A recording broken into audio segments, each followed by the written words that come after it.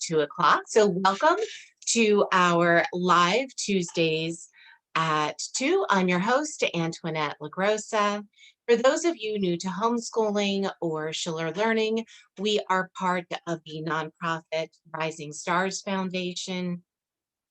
Our goal is to help students of all abilities and budgets get the benefits of personalized education and be able to maximize their potential. If you like homeschooling tips in general or a Montessori-based approach in particular, be sure to hit the subscribe button on the Shiller Learning YouTube channel so you don't miss any of the Tuesdays at 2 or Larry Schiller's engaging talks. We do support parents and educators in a variety of ways. One of them is with our homeschool blog, and today's session is inspired by one of our free activity packs that is available on the blog. I have that link. I'm just going to put that one more time into the chat box there. Also, if you are watching the replay on YouTube, it will be down below in the description as well as in the comments. We don't want you to miss that. You may see me pause occasionally as I read questions coming into that chat box. We are live and I am reading those messages real time. Okay, so listening skills. Working on listening skills with kids can sometimes feel like a broken record. We want our children to be attentive and aware, yet we're not quite sure how to get them to both listen as well as comprehend. Obviously, these skills are important and they can, however, be difficult to teach. Some parents get frustrated, and we've talked to many parents who, have that frustration about their kids not listening to them. And that, of course, can make our homeschool day a bit of a challenge and not quite the experience that we envisioned when we made that decision to homeschool. In an increasingly screen-driven age, we really do need to be intentional in teaching these skills because all of those devices are doing the opposite and training our kids to have less and less of an attention span. So Shiller Learning is here to help. The first one, there is a printable for this that is in that listening skills activity pack. A great way to start off the discussion of listening skills with your children is to talk about what hearing is and the anatomy of hearing and helping to raise awareness of the body part that is doing the hearing and how that is transmitted to the brain. So we can go ahead and do an anatomy of hearing research project. This is appropriate for children of all ages, by the way. Um, it's great for young kids, but even an older student could do this in a modified way. Obviously, you can see there's a few discussion questions for the child to research on that printable. An older student could do this in a much more in-depth level. Okay, and for this, you simply need some research materials, the included printable. The included printable could also be a guide simply for that older student to write a more extensive piece on the anatomy of hearing and how all of that works. So your research materials could be as simple as using a search engine. DuckDuckGo is a nice option. It's a good alternative to Google, gives you a better level of privacy. There are also, kid-specific search engines that you can use that will filter out, inappropriate material. Sometimes, though, those kid centric search engines can be a little bit of a challenge because they can inadvertently filter out things that we would like to see. They are a mixed bag, but something good to research. Another thing that you can use is your local library. This can be, if you have not introduced your young child to the library, this can be an opportunity for that first field trip there and how to do research.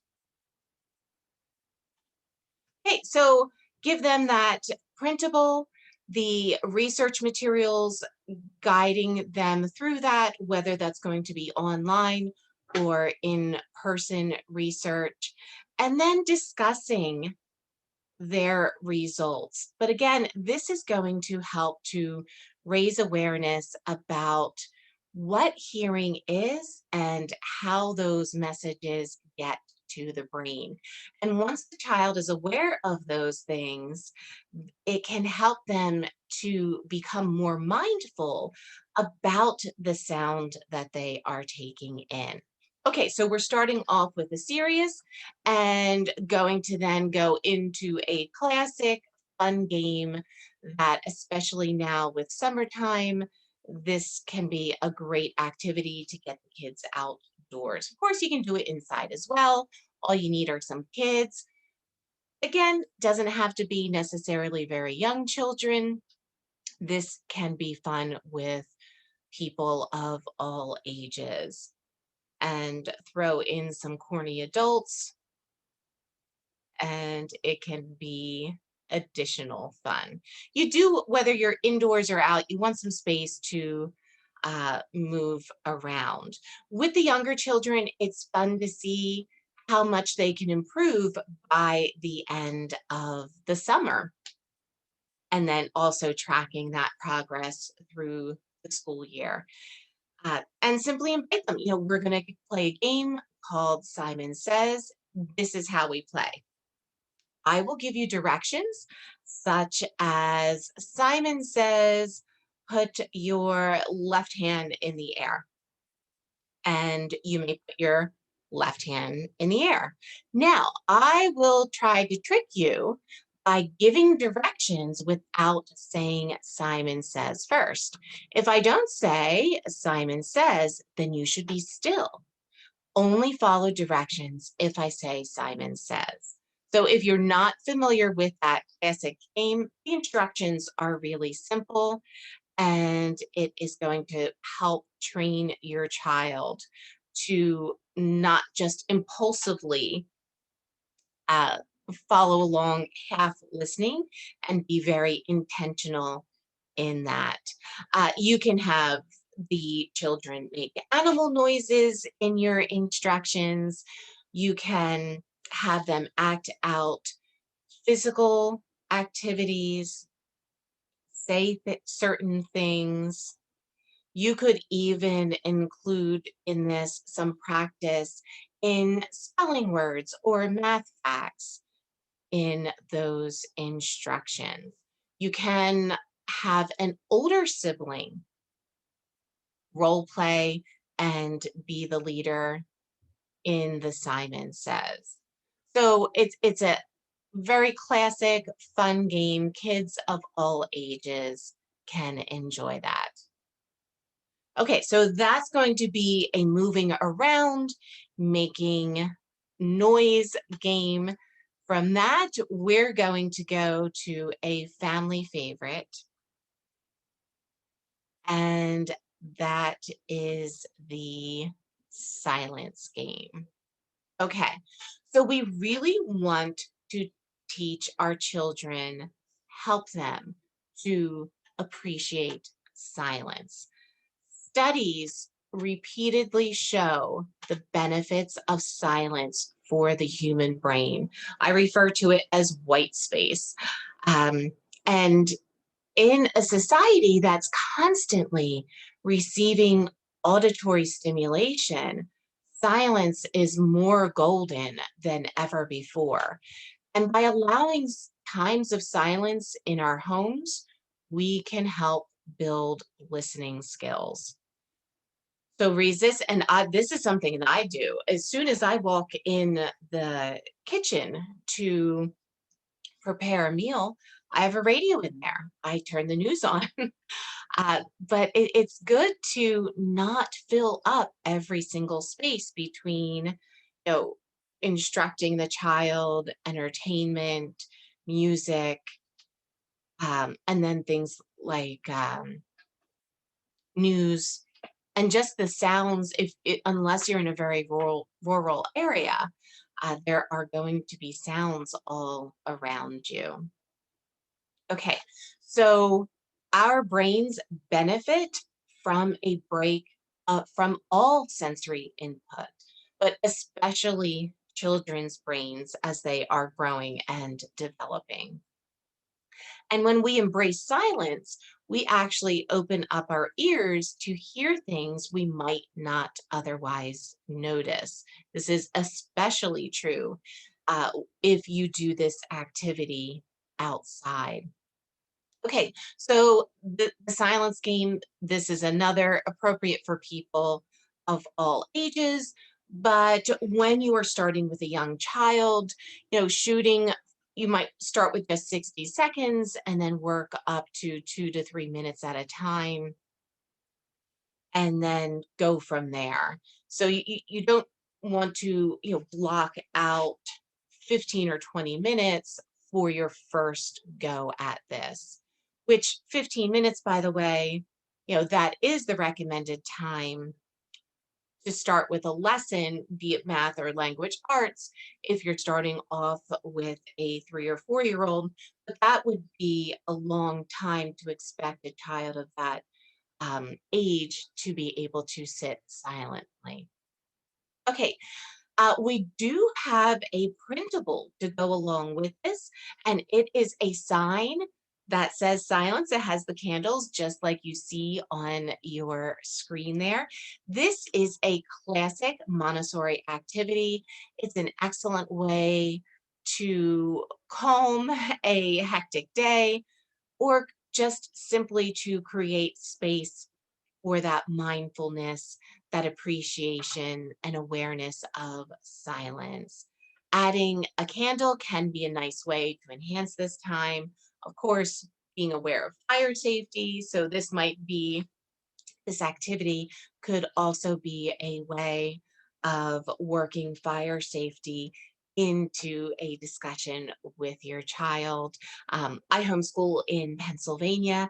Fire safety is the one subject that, one of the few subjects that we are required to teach every single year. So this would be a way of naturally working that in as well. So a candle can be a nice addition to this, but really all you need is a comfortable place to sit.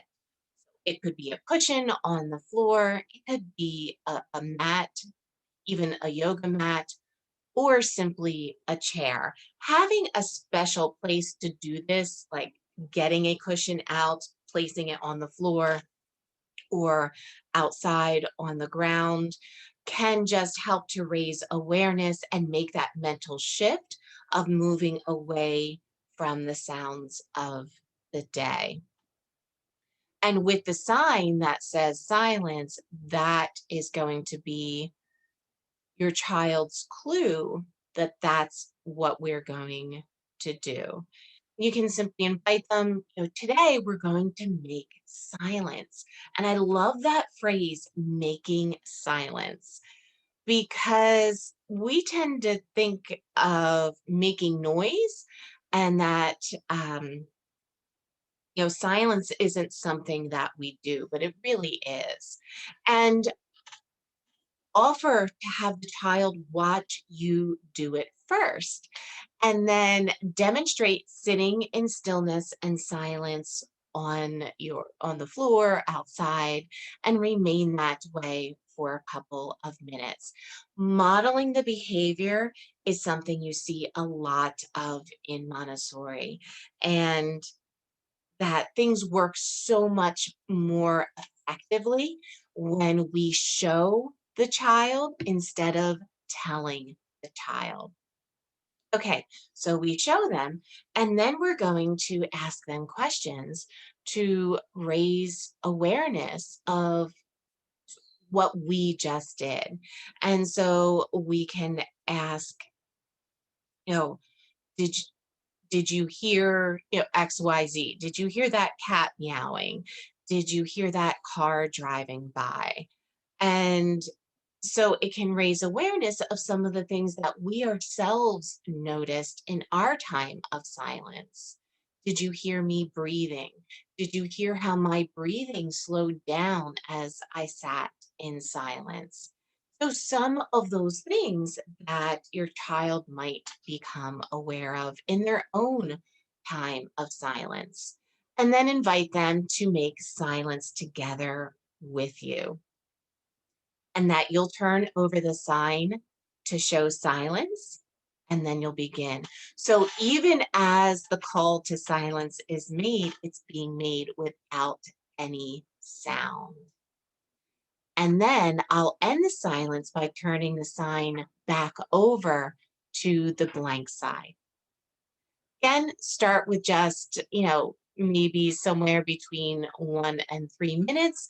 And this time, when you discuss what was heard, focus on listening to your child discussing and asking questions as appropriate to help them think of the things that were in that silence. Varying the location that you do this can be really neat. So inside the house in different rooms. If you're in the basement, you're going to have different sounds than if you're in a room at the front of the house near the street versus your backyard, or maybe a a public park that has a pond and lots of water life. So vary the location and build up the length of time. And I think that you yourself will greatly enjoy this, along with, the benefits that it is giving your child. And all of this is helping them to become more aware of all of the sounds that they are taking in. Okay, so we've done some Zen silence activities, and now we're going to go into where there is some discussion. So, repetition and enunciation, this again is great for kids of all ages. All that you need are song lyrics or a poem, and say, I'm going to read or sing, or the song. You can also play the song, but you would want to do that slowly so that each word could be heard clearly.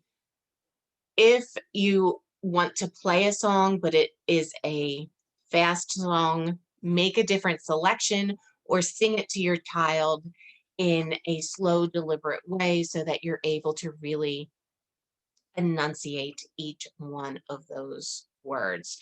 You want to, recite that slowly and pay special attention to that enunciation. So again, you are modeling that behavior for the child, and then you're going to have the child do that for you. Optional is to use a recording device to record the child and have them listen to themselves. I don't know if you have ever noticed this, but your voice as you hear it is a lot different and recorded in a recording than it is to ourselves. I know that this is something that I have had to overcome in doing these sessions, doing workshops at conventions.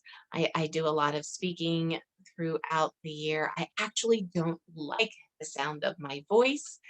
And when you listen to a recording of yourself, you pick up on ways that you are pronouncing things that you miss when you're actually speaking.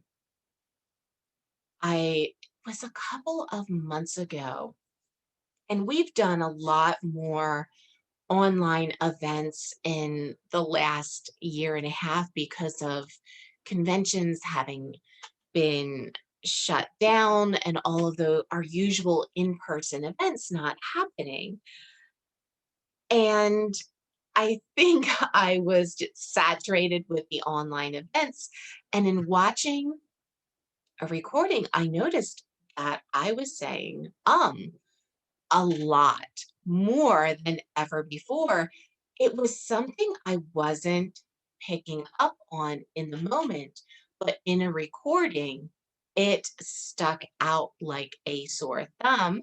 And I have since, I hope you will find in this session, I have since, there it was, from the benefit of the recording, made corrections to that. So it is great to have your child listen to them reciting those lyrics or that poem so they can hear their own enunciation and make improvements on that.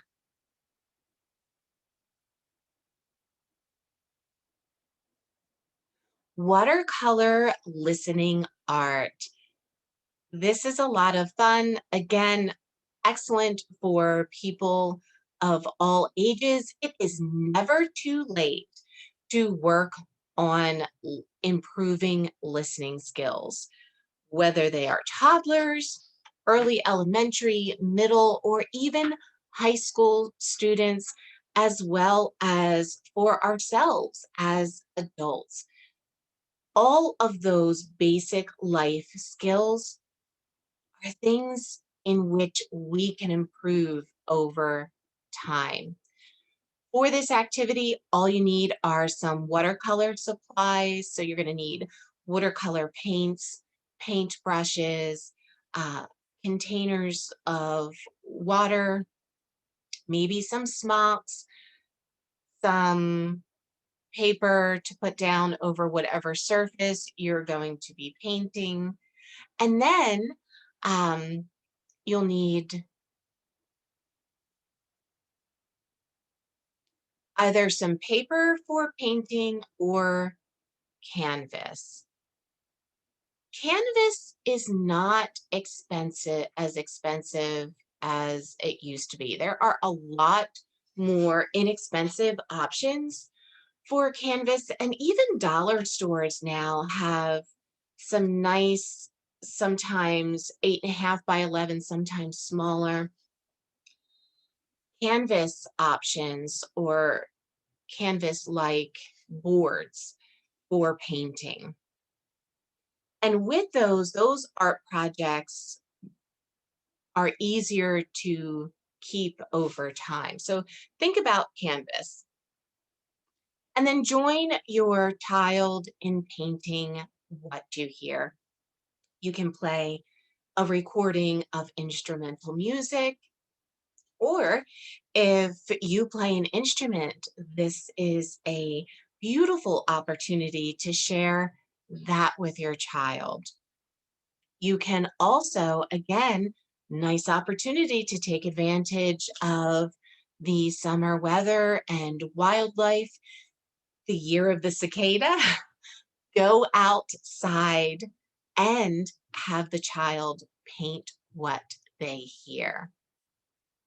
So, show them if they've never painted with watercolors before, you'll want to show them how watercolor materials work, discuss any family rules you may have about using them and procedures you do for painting, And then, let them know I'm going to play an instrumental song. Discuss what an instrumental song is versus a song with lyrics if they're not aware of that. In Montessori, you always want the child to be familiar with the terms and the materials with which they will be working. So, whenever there is something that is new to the child, you would want to discuss that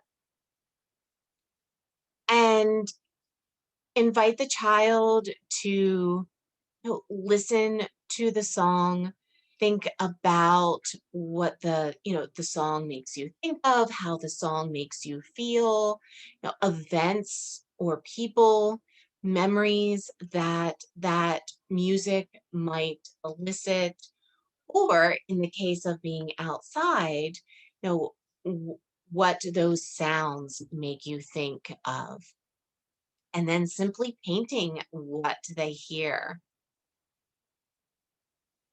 Oh, excellent. So you do art.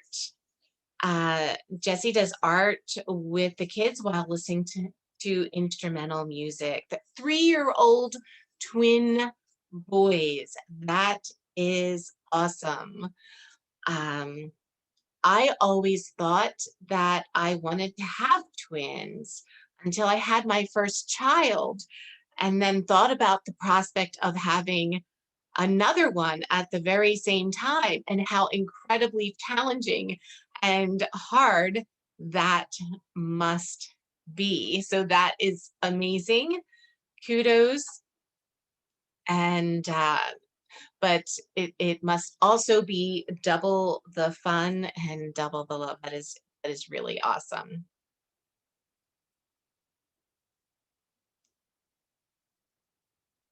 And oh, the PowerPoint notes emailed. I think you'll find a lot of the most of what we are talking about in outline form is going to be found in that listening skills activity pack. Let me just pop that link back into the chat for you. In case you did not see it, we have and it's completely free. It is not, written to Schiller Learning math or language arts curriculum. So it's not, you wouldn't have to be using our curriculum in order to benefit from the listening skills activity pack download. It really is written for everyone. It makes an excellent supplement to any curriculum. You can download that for free uh, from the website. So once you fill in that form on the blog, you will get a confirmation email, and that confirmation email has the link to the activity pack. And it also has the printables. There's the silence sign.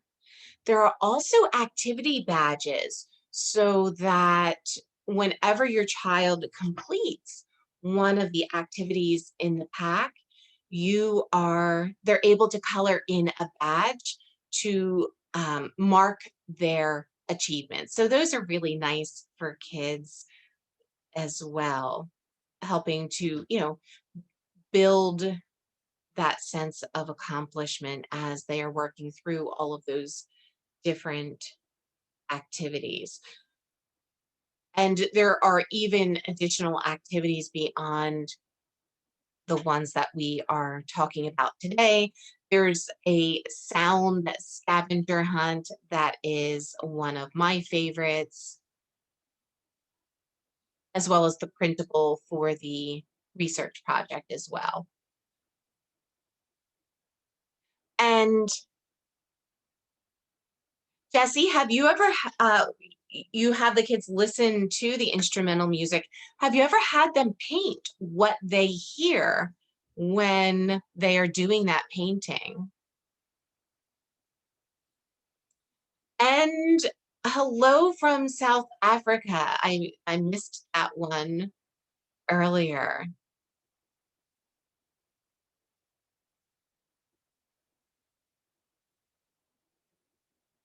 And so South Africa, I imagine you have some unique sounds aside from what we are able to experience here in North America. Although this year in North America, it is the year of the cicada. We have that 17-year cycle. Does anyone have cicadas in their area right now? So that would be an excellent right now because of this the cicada noise or sound, cicada music. If you have that in your area, it would be a great time to go ahead, take this activity outdoors and paint what you hear. Keep in mind, there is no right or wrong way to do this. The child is simply taking time to and listen to the sounds and give the painting what they feel, which means they're having to also pay attention to memories, thoughts, ideas, emotions that those sounds elicit. Then, when you're finished with the activity, discuss what each person painted and why. This can lead to some fabulous conversation and along the lines of some of the tips that we give in our 6 magic phrases to transform your homeschool that we do at conventions. We'll be doing that one, I believe.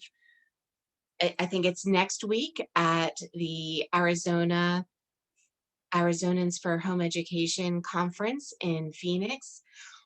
But one of the things we talk about is avoiding unintentionally sapping your child's motivation by just praising their outcome. And in this instance, it would be trying to avoid simply saying, "Oh, that's a pretty picture."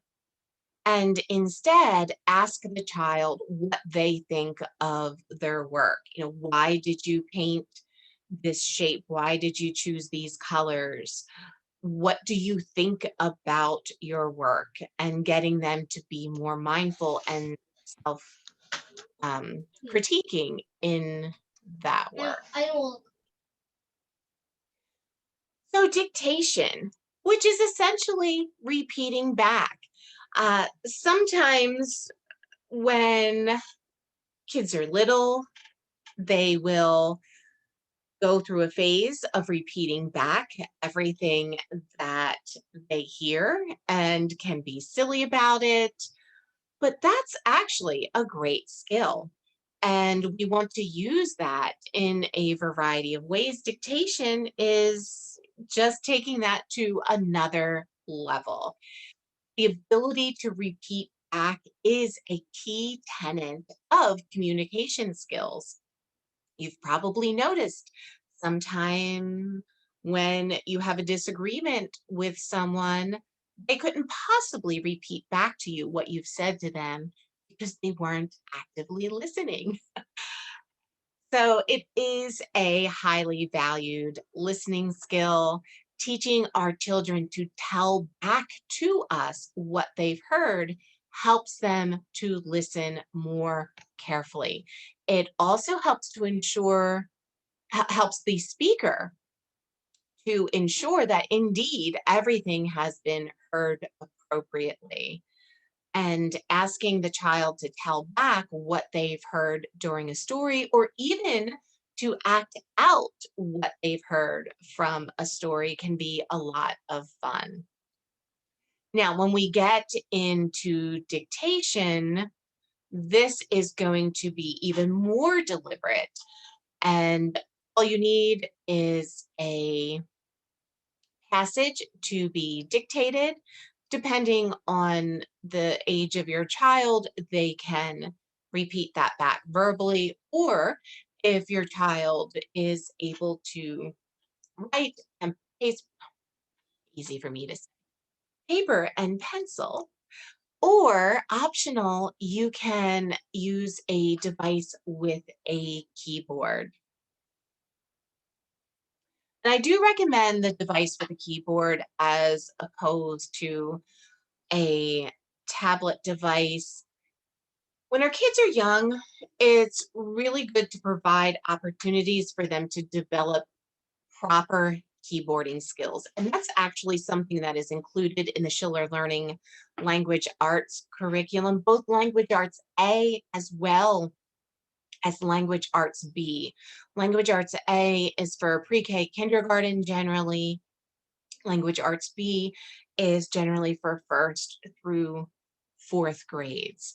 And we introduce keyboarding, what a keyboard is, proper keyboard, home key placement, right from the very beginning in language arts A, because children are on so many devices from such an early age. We want to get those proper keyboarding skills in before the poor habits are set in stone.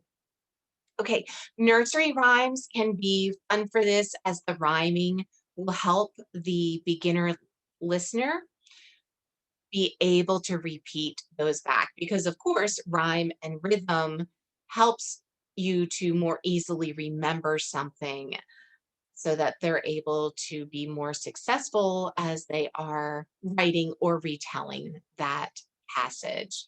So the passage, you can start with something as short as a two-word phrase or a couple of sentences or paragraph, depending on the age and ability of the student. As with all things, adjusting as appropriate for any special needs. Then read the passage two or three times very clearly to your child. If it is a longer passage, in the beginning, you could work on one sentence at a time as they build up that ability. Then have your child repeat the passage if they are able, of course, then writing or typing that passage. You do not need a fancy word processing program for your child to be able to type. Of course, Word is a wonderful tool. If you don't have something like Microsoft Word, you could simply use the free um, text app or something like Google Docs. There are a lot of pretty good free options out there.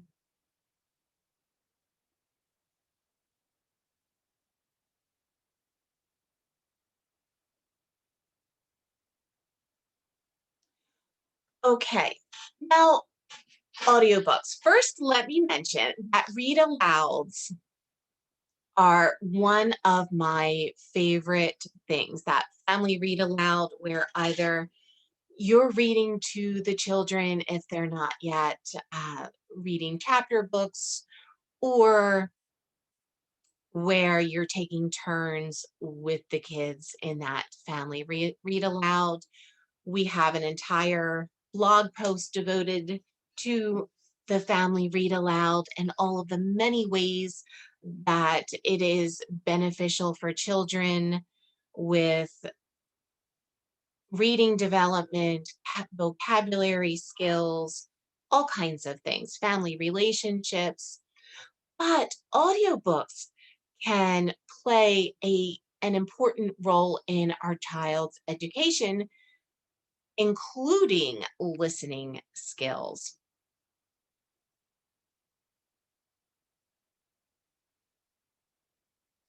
So for this, obviously, all you need is an audiobook. There are free options out there. You can get audiobooks of great quality from your local library. You can get audiobooks from a lot of library websites now to be able to download them. You don't even need to go and physically pick them up from the library. So they can be really convenient. There's services like Audible, where depending on what level you choose, you can get an audiobook each month as well as a few freebies. Many of those are targeted specifically for children. uh, I am seeing a lot more audiobook services popping up for homeschoolers. Really excited about those developments. So simply go ahead, have your child listen to the audiobook, and then have them um, discuss it afterwards.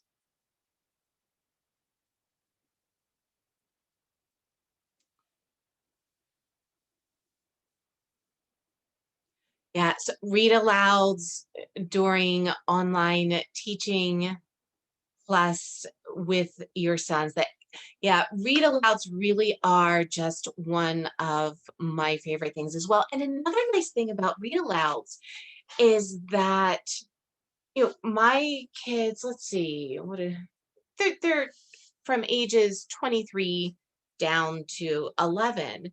And a read aloud is something that we can actually still do together and have great discussion. And it's a nice way of bringing kids of multiple ages together as well.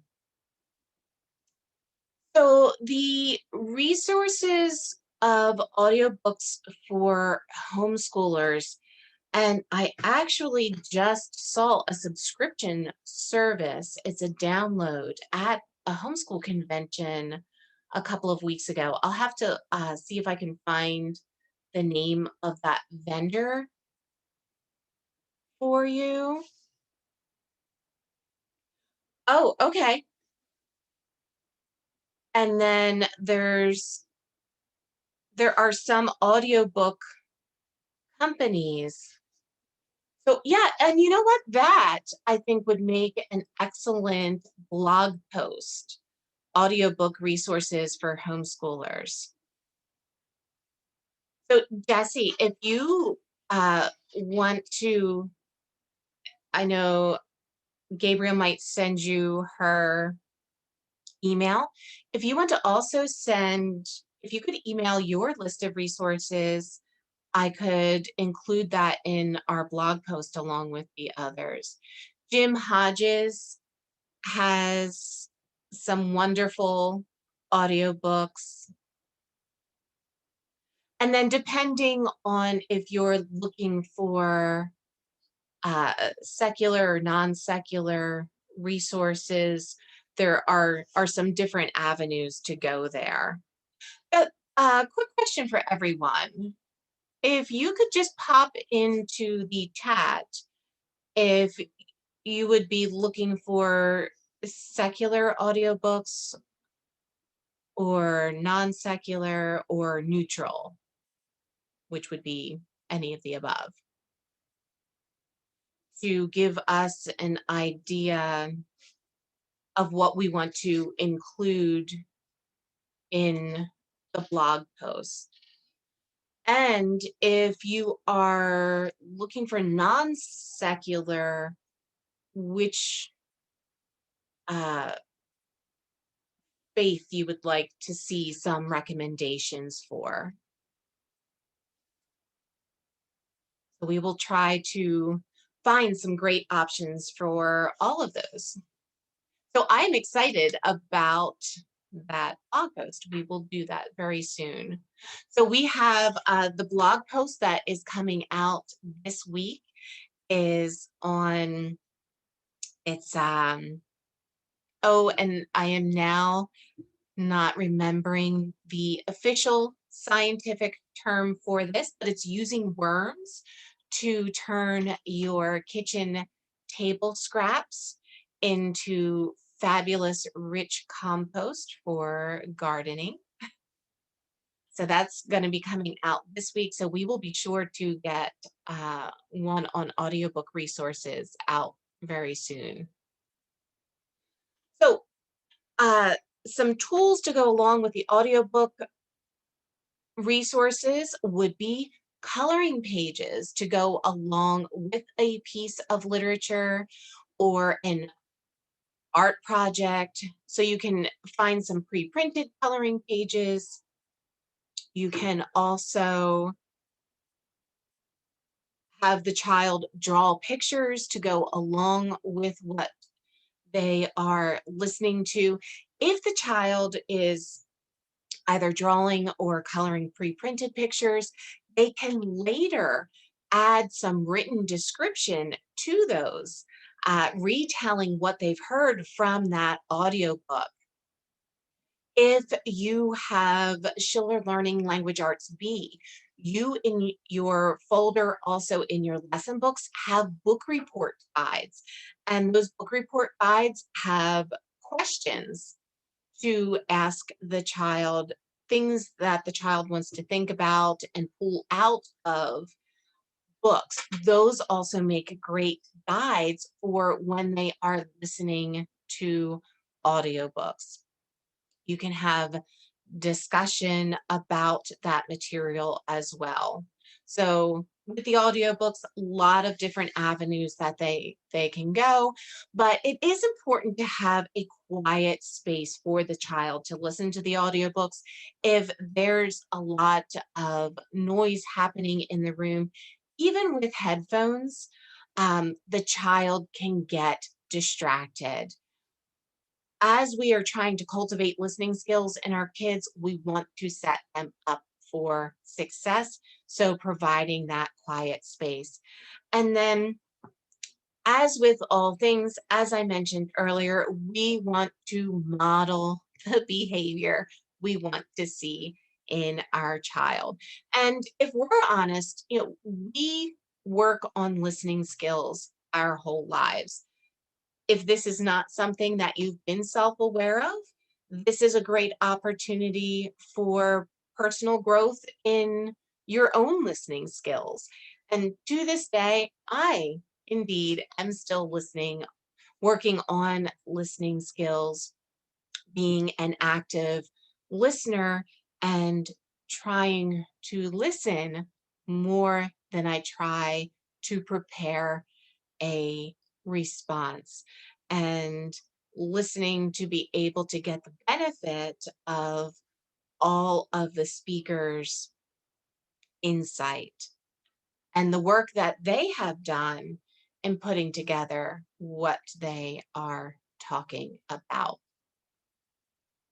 So, in modeling that behavior, you want to give them your full attention and not half listen to your child.